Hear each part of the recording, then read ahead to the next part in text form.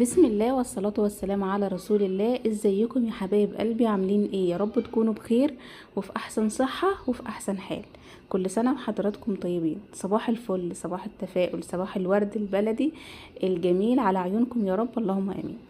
لو اول مرة تشوفي قناتي، يا ريت ما تنسيش اللايك والاشتراك في القناة وتفعيل زر الجرس وتصلي على النبي في الكومنتات. انا بهدي ليكم ولكل اخت عندي. احنا الحمد لله القناة بقى فيها لحد الان ولحد تسجيل الفويس ده بقينا 883 اخت. ربنا يبارك فيكم ويزيدكم كمان وكمان، وتكون عيلتي الجميلة التانية اللي بتشجع بيكم، وربنا يجعلكم دايما داعم ليا وسند ليا وفي ظهري ان شاء الله باذن الله. بهدلكم الوردة البلد المريحة جميلة دي، هي جات لي هدية وانا انتوا اغلى ناس عندي اهديكم بيها. ربنا يسعد صباحكم ويسعد ايامكم ويبارك فيكم جميعا يا رب. يلا بقى ما تنسيش اللايك والاشتراك في القناة، ويلا بينا على المشتريات الجميلة اللي احنا جبناها. بسم الله نبدأ مع بعض الفيديو كده. دي مشتريات يا بنات يوم الجمعة. معلش الفيديو نزل لكم متأخر لان انا بصراحة ما كانش عندي، كان الراوتر فاصل وما كانش عندي نت. تمام. اول حاجة جبت معايا هنا الطماطم، والحمد لله الطماطم بدأ سعرها ينزل.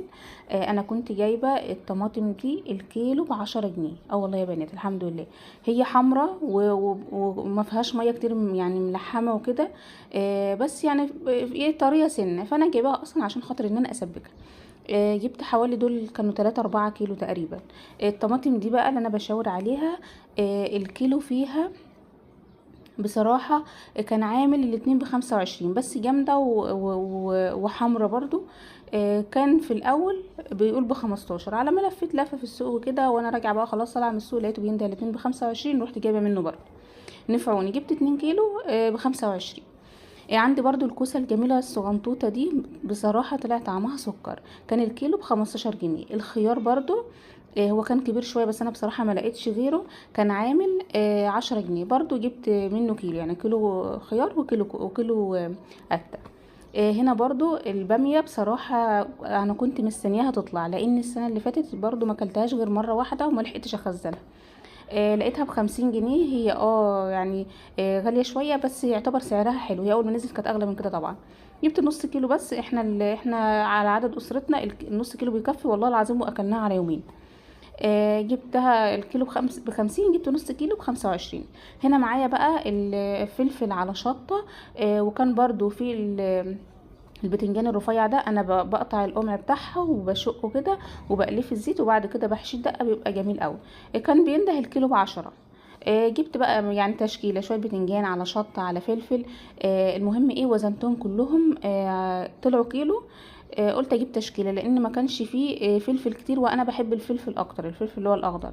كان فيه الشطه اكتر حاجه، طبعا الشطه حراقه جدا سبايسي. وقلت ايه خلاص مش هكتر منها، فرحت منقيه شويه بتنجان. برضو جبت بصل احمر، ده بصراحه انا بحبه قوي في الاكل، بس مشكلته ان هو مش بيعيش قوي. ده كان كيلو ونص ب10. جبت 3 كيلو ب20. هنا برضو جبت الجردل الجبنه ده. هو دايما يعني دايما بجيبه من السوق، بصراحه حلو يا بنات وبيوفر معايا. هما بيقولوا جبنه رودس، يعني ده نفس مصنع جبنه رودس. بس بيعملوها بقى جرادل كبيره زي ما انتم شايفين كده. الجردل الكبير ده ب2 كيلو ونص. هما بيقولوا الجردل 2 كيلو ونص، انا مش عارفه بصراحه يعني فعلا 2 كيلو ونص ولا لا، بس هما بيقولوا عليها جردل 2 كيلو ونص. كانت عامله 200 جنيه. انا كنت بجيبها قبل كده ب180، هي طبعا غليت شويه. فايه المره دي جبتها 200 جنيه، بس بصراحه ما بستغناش عنها، بتنفعني في فطار بقى الولاد. عايزين اي حد جعان مثلا وبالليل وقصدي ولسه بدري على تجهيز الغداء، بيعملوا سندوتش جبنه بينفع بصراحه، بتنفعني. انما العلبه النص كيلو دي ما بتقعدش معايا يومين. هنا برضو البطيختين انا جبت الاتنين دول بصراحه ب50 جنيه، وطلعوا حلوين قوي. هم مش لونهم مش احمر قوي، بس كانوا مسكرين وحلوين الحمد لله. يعني الواحده واقفه ب25. العنب برضو الكيلو ب40. جبت كيلو وربع ب50، ما جبتش اكتر من كده، لان العنب يعني ايه ما بيعيش كتير، وبعدين يعني كتره اصلا في اكله، يعني مش قد كده. الولاد لما بياكلوه يعني ايه بيحصل يعني بيجي لهم اسهال وكده، وخصوصا كمان جايبه بطيخ، فالاتنين مع بعض يعني بيخلوا الدنيا ايه بايظه. فما جبتش غير كيلو وربع بس. وخلاص. قلت ايه الحمد لله كفايه فضل ونعمه من ربنا مع البطيختين. هنا برضو البطاطس كنت هنساها ونسى اقول لكم على سعرها. انا جبت البطاطس كانت عامله الاتنين ب25. في ناس كانت بتبيعها الكيلو ب15. وفي واحد ربنا لقيته ربنا هديه كده بيبيع الاتنين ب25. رحت بقى ايه وزن 4 كيلو ب50 جنيه. بس بصراحة يعني لقيت فيها في بعض واحدة كده فيها زي شروخ كده لونها بني، مش عارفة ده بصراحة ده ايه سببه. بس انا قلت خلاص الراجل ده ما عنديش هجيب منه. المهم دي كانت مشتريات الاسبوع من خضار وفاكهه وكده. او كنت جايبه سمك بس بصراحه نسيت اصوره، انا اول ما جيت حطيته في التلاجة ونسيته. جايبه كيلو وربع ب80، كان حلو برضو. الكيلو وربع كان 6 سمكات. ندخل بقى على شويه الممبار التحفه الجامدين دول. بصراحه الاكله دي انا بعشقها والولاد بيحبوها جدا جدا. المهم هنا انا بحشيه بخلطه المحشي العاديه، بس اوقات بزود لي شويه شطه عشان يبقى سبايسي، بس مش كتير يعني، لان انا اصلا بتعب من الحاجات اللي سبايسي. خلطة المحشي العادية، وطبعا ببقى منضفاه ومظبطاه وبروح حاشياه، وما بحشيهوش كتير علشان خاطر ما يفرقعش مني، ويستوي بقى ياخد سواه الكامل وايه، وبطلعه يبرد وبعد كده بحمره. دي انا محمراه في سمنه على زبده، قصدي في زيت على زبده. هنا برضو كنت عامله معاه كرشه مقطعاه صغير كده عشان خاطر يعني الولاد تعرف تاكلها على قطمه ولا اتنين وخلاص.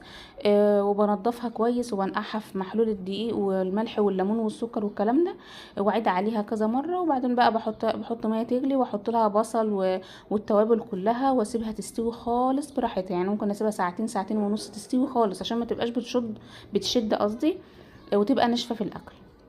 برضو عندي الولاد بيحبوها متحمره، فانا حمرت شويه كده ليهم. وانا يعني ايه هشربها وهي في طبق الشوربه كده عادي، يعني هعمل طبق شوربه واحط فيه زي ما انتم شايفين كده. وعملت بقى طبقين لسان عصفور. وعملت المحشي انا سقيته بشوربه كانت عندي في الفريزر. ولسان العصفور عملته بصراحه بمكعب مرقه، لان انا ما بستخدمش ولا شوربه الممبار ولا شوربه الكرش. وبسوي الممبار في شوربه لوحدها، وبسوي الكرشه في شوربه لوحدها، لان عندي زوجي ما بيحبش الممبار. وبس كده كانت احلى اكله بصراحه، واحنا واكلينها على شقه وكانت جميله ما شاء الله. اهم حاجه ان انت تبقي جايبه الحاجه من مكان مضمون، وتبقي منضفاها كويس. انا بجيبها وبعيد عليها بدل المره 2 و3، وبقلب الممبار ده بقلبه تاني علشان خاطر اتاكد من نظافته، وبنقعه برضو في ملح وليمون وخل وكده علشان خاطر ما يبقاش له ريحه خالص. انا الشوربه والله بتبقى جميله وكل حاجه، بس انا يعني ايه مش متعوده انها اعمل بها شوربه ولا اعمل بها لسان عصفور. المهم وبحب برضو اقطعه صغير كده. كان عندي شويه ورق عنب. رحت جايه برضو حشيهم يبقى ايه جنب. شايفين الكرشه بيضه ونضيفه ازاي؟ والله العظيم جميله. يا ريتكم معايا تشموا الريحه بس كده وتدوقوا الطعم. المهم لو وصلت معايا لحد هنا يا رب يكون الفيديو عجبكم. وبشكركم جدا، وبشكر حبايب قلبي كل اخت او اخ ليا في القناه 883. ربنا يسعد قلوبكم، واشوفكم على خير في فيديو جديد، ومع الف سلامه.